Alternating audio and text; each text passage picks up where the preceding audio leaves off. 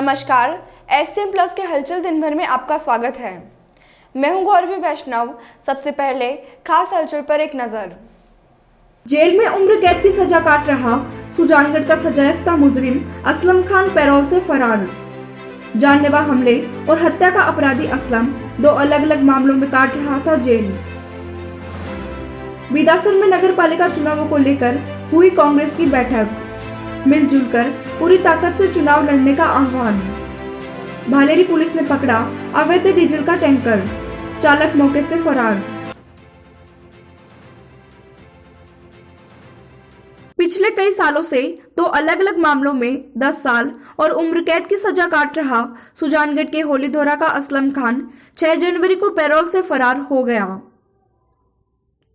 Police सूत्रों के अनुसार बंदी असलम खान 20 नवंबर को 40 दिनों के लिए पैरोल पर रिहा हुआ था। फरार होने पर बीकानेर केंद्रीय कारागार प्रशासन ने बीचवाल पुलिस थाने में मामला दर्ज करवा दिया है। सजायाफ्ता आरोपी असलम ने सुजानगढ़ के सीताराम चौधरी पर जानलेवा हमला किया था, जिस पर कोर्ट ने उसे 10 साल की सजा सुनाई थी। वहीं दिसंबर 2010 में नयाबास के व्यवसायी नंदकिशोर जांगीड़ की हत्या के मामले में असलम उम्र कैद की सजा काट रहा था। आरोपी की जमानत लेने वालों के खिलाफ भी जेल प्रशासन और पुलिस ने मामला दर्ज किया है। उक्त मामले को लेकर चूरू पुलिस भी गैंगवार की आशंका को देखते हुए अलर्ट हो गई है। ये फरार हुआ है, मुझे हमारी पुलिस पे विश्वास है, जल्द गिरफ्तार कर लिया जाएगा। समाज में थोड़ा भय है इसको लेके कि कोई गैंगवार वगैरह ये न कर दे, लेकिन पुलिस उसको जल्द से जल्द गिरफ्तार करके ये पुनः जेल चला जाएगा। किस तरह का प्रकरण हो चुका है याद? ये बहुत मामलों में आनंदपाल के साथ जुड़ा हुआ रहा, फिर मनीष के साथ जुड़ा हुआ रहा, नंदू खाती की हत्या इसने की, मेरे ऊपर जानलेवा हमला किया। कोई चिंता नहीं, जल्द पकड़ लिया जाएगा। बिदासर में नगरपालिका चुनाव को लेकर कांग्रेस कार्यकर्ताओं की बैठक आयोजित हुई। नगर कांग्रेस कार्यालय में हुई बैठक को विधानसभा प्रभारी डूंगरराम गैदर और कांग्रेस नेता मनोज मेघवाल ने संबोधित किया। बैठक में 28 जनवरी को होने वाले पालिका चुनाव में एकजुट होकर कार्य करने को लेकर रणनीति बनाई गई और बिदासर के सभी बूथों पर प्रभारी नियुक्त किए गए। इस दौरान कांग्रेस के सैकड़ों कार्यकर्ता सभा में उपस्थित रहे। अधिकारी क्या करेंगे और क्या करेंगे, बिल्कुल निश्चिंत। एडवोकेट मनोज जी सिर्फ मैनेजमेंट देखते थे। सबसे बड़ा अगर स्वागत है हमारे हृदय में, जो हमारे अंधेरों के अंदर रोशनी भरने वाले हमारे महान व्यक्तित्व के धनी माननीय मास्टर मोहनलाल जी मेघवाल साहब के सुपुत्र। मैं वाकई में पवन की बात के लिए अंदाज देना चाहूंगी कि यह हमारा अपना पुण्य किया हुआ होगा, हमारी अपनी गंगा होगी, जो 45 साल के कैरियर के बीच शिरोमणि धरती से आगाज हुआ था और मंत्री महोदय 40,000 वोटों से जीते। आज पुनः ये आगाज है बिदासर की इस धरती से। सुजानगढ़ नगर परिषद और बिदासर नगर पालिका ये चुनाव है, भी कांग्रेस पार्टी मजबूती से चुनाव लड़ रही है। कार्यकर्ताओं में जबरदस्त जोश है और दोनों के दोनों जो नगर निकाय हैं वो कांग्रेस पार्टी जीतेगी और बोर्डों के दोनों चेयरमैन है वो कांग्रेस पार्टी के बनेंगे। सारे के सारे कार्यकर्ता एकजुट होकर के पूरा प्रयास करेंगे। आंदोलन को लेकर के कांग्रेस पार्टी किसानों के साथ है पूरी तरह से। मुख्यमंत्री साहब अशोक गहलोत साहब ने भी समर्थन किया था उससे पहले जब इनका बंद वगैरह था, और अब भी पूरे प्रदेश के अंदर कांग्रेस पार्टी गांव-गांव जाकर के किसानों में जागृति पैदा कर रही है। ये तीनों जो काले कानून है इनके जो खिलाफत, जो इनसे नुकसान होने वाला है किसानों को, उसके बारे में बता रही है और कांग्रेस पार्टी मांग करती है कि ये तीनों कानूनों को वापस। भालेरी थाना पुलिस ने अवैध डीजल का एक टैंकर पकड़ा है। पुलिस सूत्रों के अनुसार भालेरी गांव के पास सरदार शहर रोड पर स्थित रणवा पेट्रोल पंप पर एक अवैध डीजल से भरा हुआ टैंकर खड़ा हुआ था। इस पर भालेरी पुलिस ने मौके पर पहुंचकर टैंकर को अपने कब्जे में ले लिया। इस दौरान टैंकर का चालक मौके से फरार हो गया। भालेरी थानाधिकारी केदारमल ने बताया कि टैंकर को पुलिस थाने में लेकर आई। इसके बाद रसद विभाग के अधिकारियों को इसकी सूचना दी गई। किसी भी तरह के कागजात नहीं होने के कारण डीजल को अवैध मानते हुए टैंकर को सीज कर दिया गया है। टैंकर में 8800 लीटर अवैध डीजल बताया जा रहा है।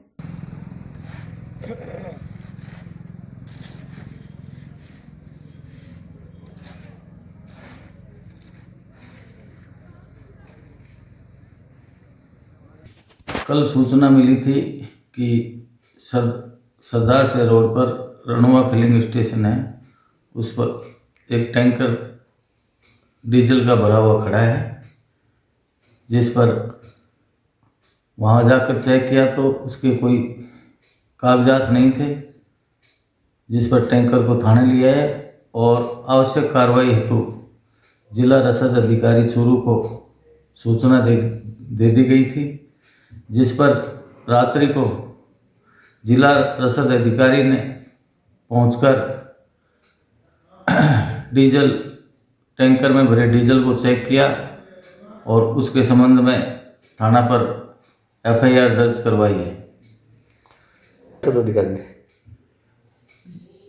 डीजल है 8,800 लीटर डीजल है और रसद अधिकारी ने डीजल फर्जी होना बताया अभी।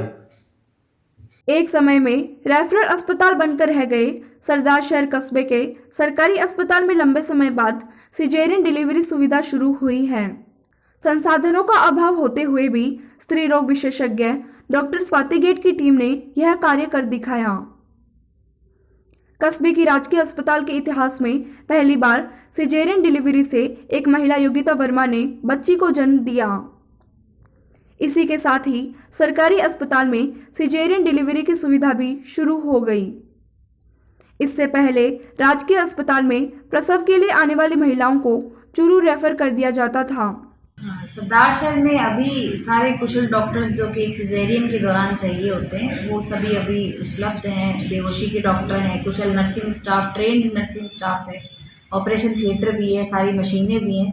सिर्फ एक कमी जो है वो है कि यहाँ जो ब्लड स्टोरेज काफ़ी समय से बंद पड़ा है, यदि वो ब्लड स्टोरेज यहाँ पे शुरू हो जाए तो हमें किसी नॉर्मल डिलीवरी वाली या सिजेरियन वाली किसी भी महिला को चूरू रेफर नहीं करना पड़ेगा।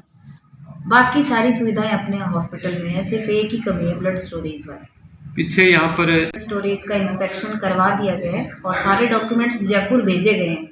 बस जयपुर से लाइसेंस मिलने की देरी है, उसके बाद में ये शुरू हो जाएगा। सीएमएचओ सर से यही निवेदन है कि हमें लाइसेंस जल्दी से जल्दी इसका दिलवा दें ताकि हम अपना काम शुरू कर सकें। मैं बधाई देना चाहूँगा सभी डॉक्टरों को और नर्सिंग स्टाफ के कर्मचारियों को, जिनकी अथक मेहनत से ये कार्यक्रम संपन्न हुआ है, जो कि पहले हमारे सरदार शहर में काफ़ी सालों पहले हुआ था, शायद मेरे जानकारी में नहीं, लेकिन काफ़ी सालों से नहीं हो पा रहा है, जिसकी वजह से आमजन परेशान था।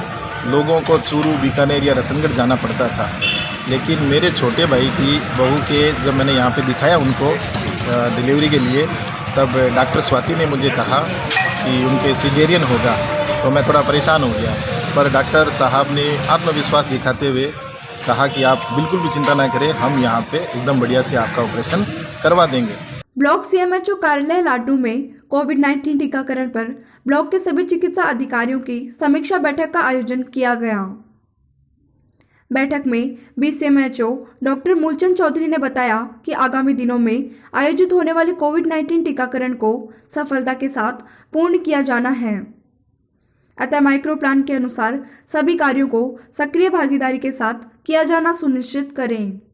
बैठक में सामुदायिक स्वास्थ्य केंद्र प्रभारी doctor Bharat Parik, doctor Parvez Bhati, doctor Manoj Bayal, doctor Asad Ali, doctor Ajit Singh Shekhawat, doctor Rakesh, doctor Lekhpal Bakar, doctor Shakti Singh Shekhawat, doctor Kishan Singh आदि उपस्थित रहे। आप अपना ड्राई रन वहाँ का करके वीडियो भेज दें और आगामी कुछ दिनों में मोस्टली 14 तारीख के बाद में अपनी वैक्सीन मिल जाएगी। तो पहले चरण में अपने मेडिकल और ICDS के कर्मचारी हैं उनका टीकाकरण किया जाएगा। उसमें एक ICDS के जो सहायिका है उसको छोड़ के और बाकी सबका टीकाकरण होगा। भी ले लिया वो अभी नहीं लिया। चूरू पुलिस लाइन में आयोजित संपर्क सभा में एसपी नारायण टोगस और एएसपी योगेंद्र फौजदार ने पुलिस अधिकारियों और जवानों की समस्याएं सुनी। वरिष्ठ अधिकारियों ने पुलिस कर्मियों को समस्याओं का निदान करने का आश्वासन दिया। मेरे पास या डीसी साहब के पास में जाते होंगे, अगर फिर भी कोई इशू आए तो मेरे पास कभी भी आ सकते हो। किसी चीज़ को घबराने की या शंका रखने की जरूरत नहीं। कोई भी इशू हो, चाहे पारिवारिक हो या और कोई इशू हो, मेरे से मिलने में किसी को कोई दिक्कत नहीं होनी चाहिए। वाया मीडिया कोई नहीं है, सीधे आके मिल सकते हैं। मैं प्रयास करूँगा आपकी जायज़ जो भी समस्या है उसको हर लेवल पे हल करने का प्रयास करें। दूसरी जो आप जनरल समस्या आप बोल नहीं रहे, ये आती है कि साहब ये पॉलिसी रहेगी जो PHQ की आई हुई है, गृह थाने के अंदर नहीं लगना, गृह सर्किल के अंदर नहीं लगना, उसके अलावा 3-3 चॉइस आप दे दें, उसको कंप्यूटराइज फीड कर दिया जाएगा। ये सोसाइटी जो पुलिस लाइन में रिहायशी क्वार्टर्स में जो लोग रह रहे हैं उनकी एक वेलफेयर सोसाइटी है, उनकी खुद की अपनी। बात समझ में आ रही है? उसका नाम दिया है हमने सौजन्य सेवा संकुल सोसाइटी, कुछ इस तरह से। जो यहाँ निवासी हैं, जो पुलिस लाइन के क्वार्टर्स में रह रहे हैं, उन लोगों की ये सोसाइटी होगी और इस सोसाइटी की मीटिंग हुआ करेगी। इसके पदाधिकारी जो रखे हैं वो पूरी डिटेल वो कहें, वो 23 टोटल जो रखे गए हैं पहले, एसपी साहब और मैं और RI साहब तो इसमें सदस्य रहेंगे ही रहेंगे। ये पदेन सदस्य हैं। पदेन सदस्य का मतलब ये रहता है कि भाई जो भी इन पदों पर रहेंगे वो सदस्य रहेंगे। बाकी नाम वाइज सदस्य हैं, मतलब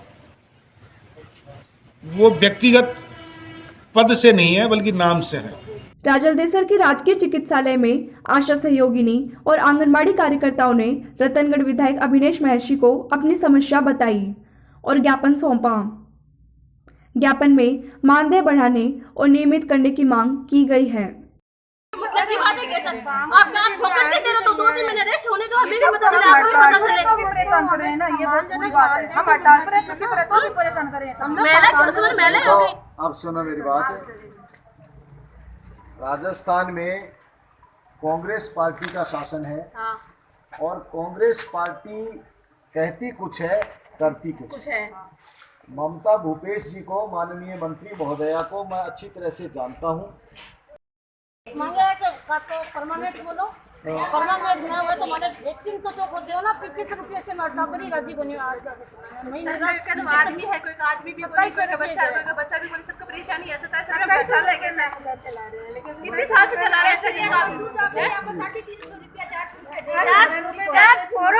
कोरोना काल में सब अपने घरों में थे, सब अपने घरों में। हमें 24 घंटे काम करवाया जा रहा था। क्यों?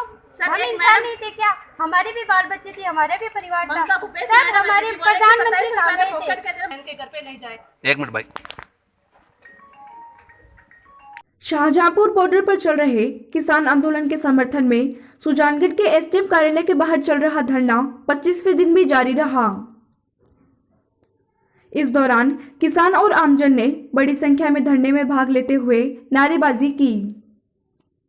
किसानों ने सुजानगढ़ SDM मूलचंद लूणिया को राष्ट्रपति के नाम का ज्ञापन सौंपा। किसानों का कहना है कि 3 काले कानून वापस नहीं ले जाने तक धरना प्रदर्शन जारी रहेगा। चूरू में स्वामी गोपालदास चौक पर स्वामी गोपालदास की पुण्यतिथि पर कार्यक्रम आयोजित किया गया। कार्यक्रम में घासीराम वर्मा के प्रतिनिधि रामस्वरूप जाखड़ को स्वामी गोपालदास पुरस्कार से सम्मानित किया गया। अतिथियों ने जाखड़ को शॉल, प्रतीक चिन्ह और 11,000 की नकद राशि देकर सम्मानित किया। मंच संयोजक दलीप सरावगी ने बताया कि पूर्व व्याख्याता डॉक्टर एलन आर्य ने कार्यक्रम की अध्यक्षता की। परिवार बहुत गरीबी से गुजरा था, उस टाइम एजुकेशन नहीं थी, 5th या 6th में पढ़ते थे, तो गांव नौलगढ़ ठिकाने के अंडर में आता था। तो नौलगढ़ ठिकाने के ठाकुर हेम सिंह जी वहाँ आए थे, तो गांव वाले वो जीप देख के सारे इकट्ठे हो गए कि गांव में जीप आई है। तो ठाकुर साहब ने पूछ लिया कि इस गांव में सबसे होशियार बालक कौन है, तो किसी ने कह दिया साहब घीसियो है। तो घीसी से पूछा कि 2 को पढ़ो सुना, तो साहब घीसी ने 2 का नहीं 10 तक लगातार सुना दिए, तो ठाकुर तो होशियार है। तो गाँव वालों ने कहा साहब इनकी पढ़ाई के लिए कुछ मदद करें तो आपकी मेहरबानी होगी। तो ठाकुर साहब ने खुश होकर 1 रुपया दे दिया साहब, और 1 रुपये के साथ साथ उन्होंने बिड़ला जी के लिए भी पत्र लिख दिया कि बच्चा होशियार है, इसकी एजुकेशन के लिए आप प्रबंध करें। सुजानगढ़ के जाने माने भामाशाह व समाज सेवी हाजी अब्दुल करीम खींची ने न्यामत अब्दुल करीम खींची अस्पताल के जरूरतमंद मरीजों को कड़कड़ाती सर्दी से बचने के लिए निःशुल्क 50 स्वेटर और 50 टोपियां वितरित की। उल्लेखनीय है कि इस अस्पताल का निर्माण 1 करोड़ की जमीन देकर 2017 में भामाशाह हाजी अब्दुल करीम खींची ने ही करवाया है। सरदार शहर के धनलक्ष्मी ज्वेलर्स की ओर से सत्यनारायण मंदिर के पास पौष बड़ा महोत्सव का आयोजन किया गया, जिसका शुभारंभ कांग्रेस नेता अनिल शर्मा ने किया। इस अवसर पर पूर्व प्रधान Vikram Singh Rathore, Ramkumar Meghwal, BDO Durgaram Parik, Rajkaran Chaudhary, dairy chairman Lalchand Mund, व्यापार मंडल के अध्यक्ष शिव भगवान सैनी सहित अनेक लोगों ने सेवाएं दी।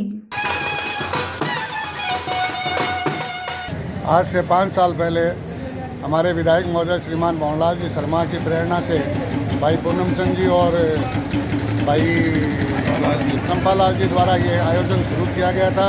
तब से लेके आज तक हर साल इसी दिन हमें बड़ा हलवा और खाने का बड़ा वो आनंद आता है। हम सभी शहर के गणमान्य लोग यहाँ इकट्ठे होते हैं और सुबह से लेकर शाम तक रेगुलर इनकी वो सेवाएं रहती है। अच्छा रेस्पॉन्स मिल रहा है। ये था एसएन प्लस का खास बुलेटिन हलचल दिन भर। टीवी पर देखने के लिए शेखावाटी केबल नेटवर्क के चैनल संख्या 153 पर जाएं। सोशल मीडिया पर हमसे लगातार जुड़े रहने के लिए हमारे यूट्यूब और फेसबुक पेज को सब्सक्राइब और लाइक करें। नमस्कार।